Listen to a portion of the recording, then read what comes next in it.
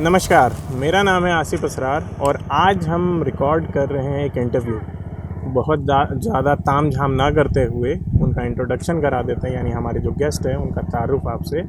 नाम है रोहिन कुमार, इनकी किताब है लाल चौक जो कि कश्मीर पर आधारित है और साथ ही साथ इन्होंने कई नेशनल और इंटरनेशनल मीडिया के लिए आर्टिकल्स और रिपोर्ट लिखे हैं।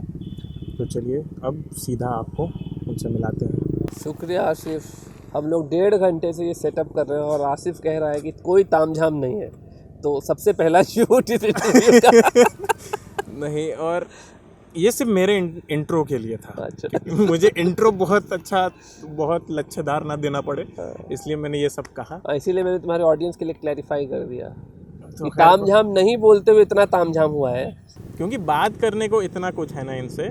हम लोगों ने 4-5 टॉपिक तो सेलेक्ट कर लिया है कि इस पर बात करनी है, लेकिन शुरुआत कहाँ से करें ये हमें समझ नहीं आ रहा। रोहिन, आप ये बताएं कि आपने कश्मीर पे किताब लिखी है और जाहिर सी बात है आपने कश्मीर देखा भी है, वहाँ के लोगों से भी मिला है, तो कैसा है कश्मीर और कैसे हैं कश्मीर के लोग?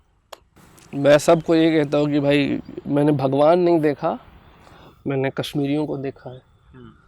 और कश्मीर आप बिना गए अगर ओपिनियन बनाते हैं तो शायद ये आप अपने देश के साथ बहुत बड़ी ज्यादती करते हैं।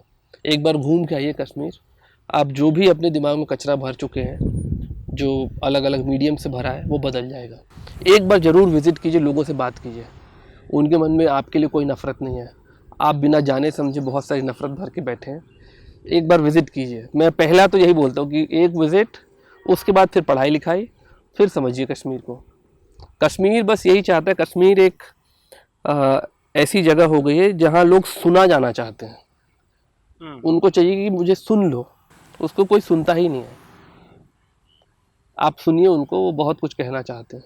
कोई एक वाकया जो आपके दिल के बहुत करीब रहा हो या आपके दिल को झकझोर दिया हो कश्मीर विज़िट के दौरान आपका? बहुत सारे ऐसे वाक़ये रहे, लेकिन एक चीज़ जो हमेशा मेरे साथ रह गई है कि बहुत सारे घरों में जब मैं बात करने जाता था, किसी काम से जाता था, तो वहाँ जो दादियाँ होती हैं, और मेरे साथ ऐसा कई बार हुआ कि मेरी दादी नहीं है, तो जब उनसे बात होने लगती थी तो वो शायद कम हिंदी समझती थी और थोड़ी बहुत टूटी फूटी हिंदी में बोलती भी थी। 80s 90s एज की महिलाएं हैं, वो ना मेरे फोरहेड को किस करके मुझे भेजती थी वापस, है ना। अच्छा। तो ये मेरे लिए बहुत एक टचिंग सा वो होता था कि यार इन लोगों ने मुझे कितना अकोमोडेट किया, कितना मोहब्बत दिया, है ना। और वो हमेशा ये कहते थे कि यार हमने आपको सब कुछ बताया, बहुत खुल के बताया, आप प्लीज़ सच लिखना, अगर नहीं लिख पाओ तो कुछ मत लिखना, सच के अलावा कुछ मत लिखना। अच्छा। तो ये चीज़ हमेशा मेरे साथ रह गई है। उन्होंने कहा कि हमारे बारे में इतना कुछ लिखा जाता है और आपको हमने अपने घर में जगह दी, आपको सुलाया, आपके साथ हमने इतना रिस्क लिया, क्योंकि वो सब सारे इंडियन जर्नलिस्ट को एक तरीके से देखते हैं कि ये सब अभी बात कुछ करते हैं और लिखते कुछ और जाके हैं। तो वो चीज़ हमेशा मेरे साथ रह गई है। और मैं इसलिए कहता हूँ कि मैंने भगवान नहीं देखा, कश्मीरियों को देखा, ये बात, क्योंकि मैं इनकाउंटर्स में फंसा, ठीक है, इंटरनेट शटडाउन्स में फंसा, बिल्डिंग के बाहर फायरिंग होने लगी और उन कश्मीरी दुकानदारों ने हमें जगह दी, उन कश्मीरियों ने हमें रात भर अपने घर पे रखा, ठीक है।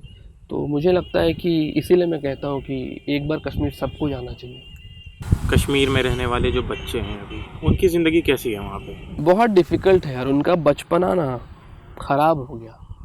वो हम लोग जैसे कहते हैं ना कि बूढ़ बच्चे हो गए वो, मतलब बचपन में उनका बुढ़ापा आ गया, सोच सोच के, डर डर के कि पता नहीं कल क्या होगा, स्कूल्स खुलेंगे कि नहीं खुलेंगे, पढ़ाई उस स्तर का नहीं है वहाँ पे, ठीक है, जिस तरीके का होना चाहिए। तो मुझे लगता है बच्चों का लाइफ बहुत डिफ़िकल्ट है और महिलाओं का लाइफ बहुत डिफ़िकल्ट है और इसको बदलने की ज़रूरत है और बहुत सारा काम करने की ज़रूरत है। क्योंकि अगर एक बच्चा 8वीं 9वीं के बाद दुकान में लग जाए तो ये बहुत बुरी बात है। मतलब उनमें बहुत पोटेंशियल है, वो पढ़ना चाहते हैं लेकिन स्कूल्स रेगुलर नहीं खुल रहे हैं, कभी कर्फ्यू है, कभी कुछ है। तो मुझे लगता है कि बच्चों को एड्रेस, और बच्चों की साइकी बदल गई है, वो डरे हुए हैं। 14 साल के बच्चों को पूछताछ के लिए आप अगर थाने में बुला लेंगे तो वो बच्चे नहीं रह पाएंगे, है ना। उनके दिमाग में 10 और चीज़ें चलती हैं, रेज है, गुस्सा है।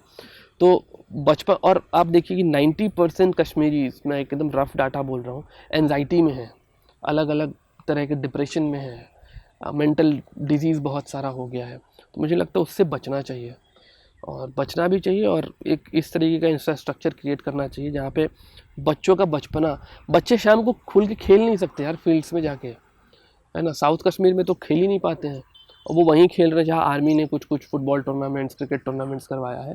फ्रीली आप नहीं घूम सकते, एक डर के साथ घूमते हैं, तो डर के साइकी के साथ घूमने में बचपन आपका बर्बाद हो जाता है।